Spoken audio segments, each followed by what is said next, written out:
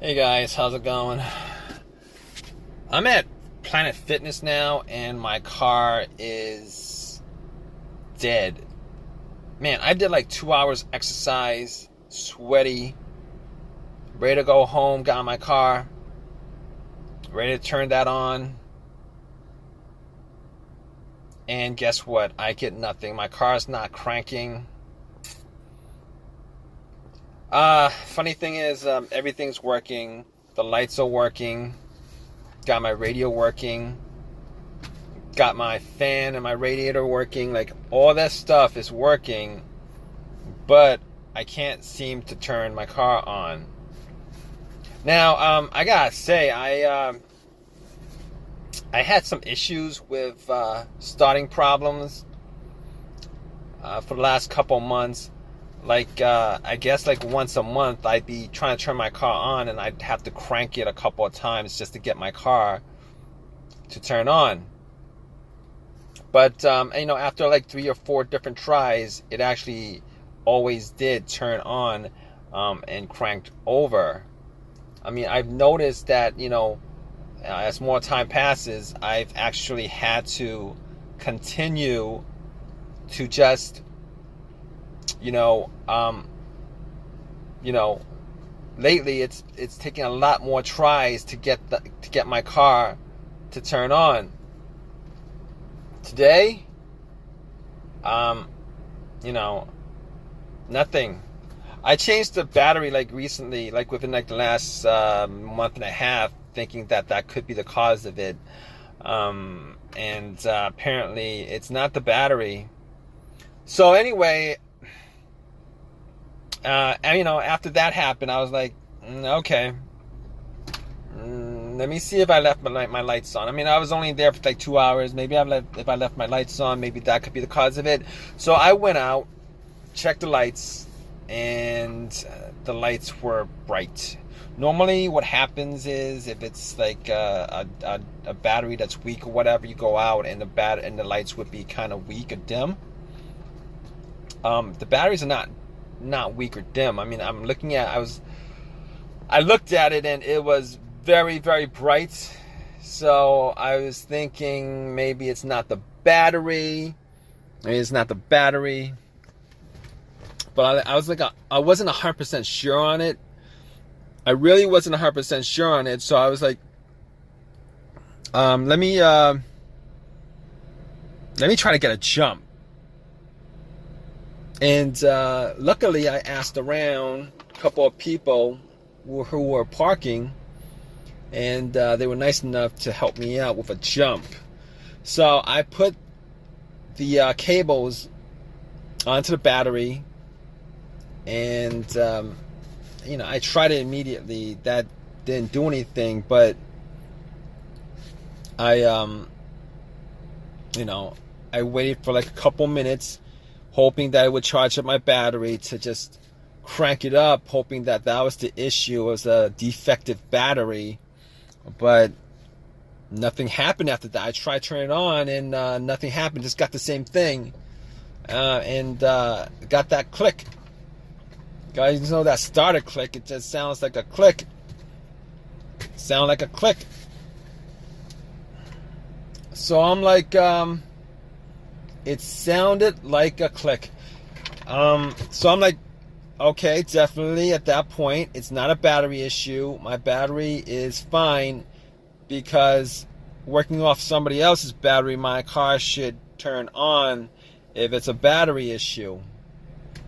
All right. So figure it wasn't the battery. Battery's fine. It's good. I've had it for like a month and a half. It's brand new. Sometimes they're defective or whatever, but that's not the case here. So I'm like, what else could it be? Let's go to what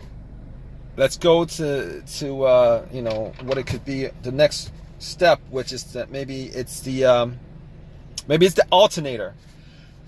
So I'm like, it could be the alternator, but no, it couldn't be the alternator, because my car wasn't on. I didn't need my car on. My car wasn't on. My engine wasn't running. My So normally, what the alternator goes out while your engine is running because it's not charging up the battery, and since it's not charging the battery, your car's running on the battery until it just finally dies out. I mean, there's a rare occurrence where my car was running on a dead battery up until the point I parked it, and then it turned off, and then it was very weak, and then I spent 2 hours in the gym, came back, tried to turn it on, and the battery's 100% dead. But that's not the case. That's not the case because if it was the alternator, once I put cables onto the battery from another car, the car should crank up. We crank or whatever, I would still hear a crank, and we should crank up. And then once you take the cables off, it would just die out because it's getting all the power from the battery from the other car.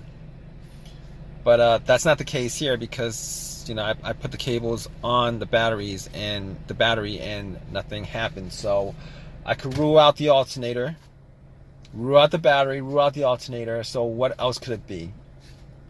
Well, next thing up could be fuses, could be a relay. Well, let's do the relay. So I was thinking, well, it could be the relay. It could be the starter relay.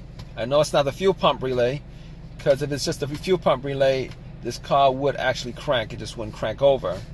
So I could rule out the fuel pump relay. It could be it could be the relay to the computer also, but I'm not even gonna go there.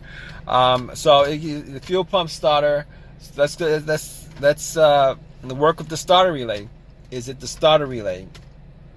So the relay actually does what it does. It relays electricity when you try to turn on to the starter, and I hear clicks. I hear clicks every time I try to start up, and that tells me that it's not. That tells me that it is not the relay that's causing it, because if it was a relay that was causing it, I wouldn't hear clicking. I wouldn't hear click every time I try to, because what happens is that's the solenoid you're hearing clicking, but the starter motor is not engaging. So I hear click, but okay. So moving on from that. I'm not 100% sure of it. Not 100% sure of that, but let's move on. Fuses. It could be a fuse, but generally the 2 times that I've had issues with a fuse blown out and a no start issue, I've had this maybe twice since I've ever owned a car. So the first one was, the car cranked up, but it wouldn't turn over, and I went through, trying to figure out what that was, but it became it was a fuse that was causing it. That's what was causing it. The car cranked, but it wouldn't turn over. And as far as trying to figure out, what's causing it, could be a whole bunch of other things causing it. Fuel pump, most likely a fuel pump, but it wasn't the fuel pump. Once I did a little fuse test to see which was good and which was bad, found out the bad fuse, popped it out, popped another fuse in, and it cranked over without a problem every single time. But that's not the situation here, because there's no crank at all. There's no crank at all. So that's not the situation here. The other time that I had a problem with fuse that caused a no start situation was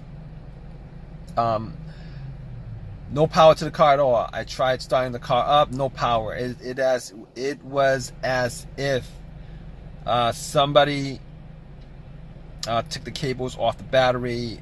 Absolutely 100% dead. 100% dead. And it turned out, it was an Acura. It turned out to be a main fuse that connected the battery to the fuse box, and that was blown, which pretty much cut off all the power to the car. But that's not the situation here. It's not the situation here because, you know, I got everything still working. The lights work, you know, everything on the dash looks good. Everything on the dash looks good. Everything looks good, you know. So that's not the problem here. Okay, it's not the two cases of the fuses blowing that could have caused this. I mean, it could be, you know, something else with the fuses, another fuse that's blown, but I don't think that's the case.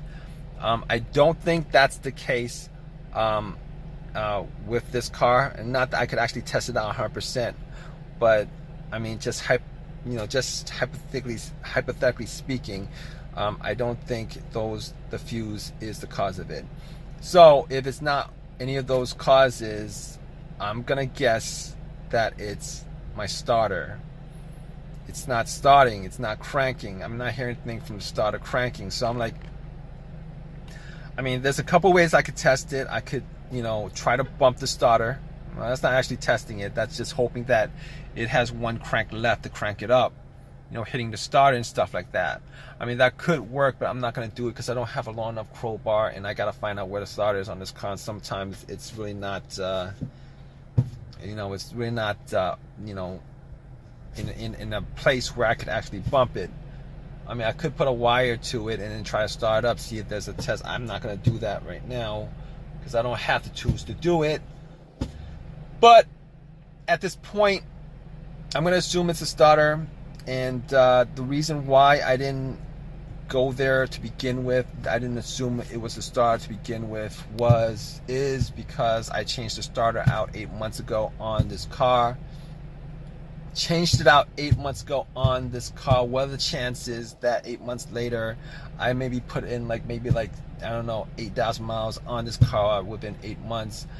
And what are the chances that you know, that's the problem? Because I didn't, you know, you put a new starter, you're hoping you get maybe maybe over 100,000 miles on the starter itself. But the starter I bought was a rebuilt starter. I've had issues with rebuilt stuff before. I bought a rebuilt alternator from AutoZone before, and that thing lasted me like 6 months before my car was having issues. I know somebody who bought a rebuilt alternator, and the guy immediately started having issues once he popped it in because it wasn't charging the battery right. So at this point, I'm thinking it's the starter. I'm waiting for AAA to pick my car up, going through all those steps of trying to figure out what it is. Now I can't really say 100% for sure because I'm not actually out there testing it, but just from deductive reasoning on my part, I'm gonna say it's the starter. And it kind of sucks that it's the starter because now I'm gonna have to put some time in, you know, with this issue, and I've already put in maybe 45 minutes already. I'm waiting for an hour for AAA to come and get my car, and on top of that, I'm gonna have to either spend some time myself to put it in or pay somebody some money to put it in again.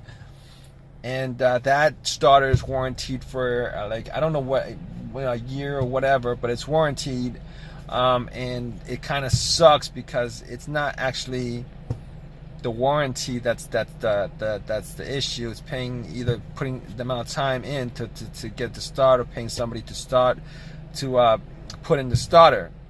You know, I gotta pay again to have that done, or spend some more time to do it myself. It's really a pain.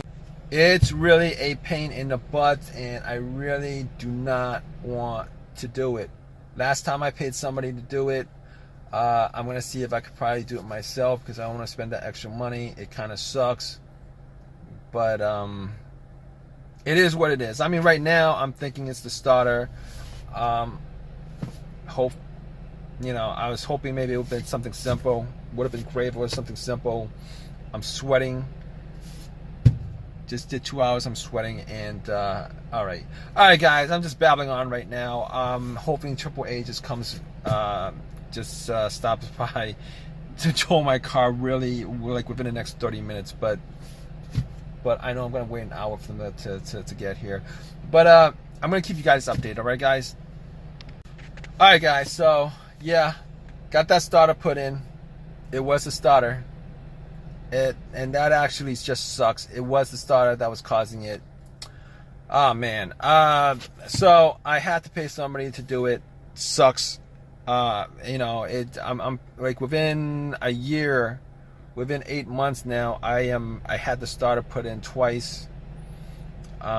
And this stuff shouldn't happen, but if you guys know anything about, you guys know anything at all about rebuild stuff, you know, rebuild stuff, they only rebuild like a part of the stuff, part of it.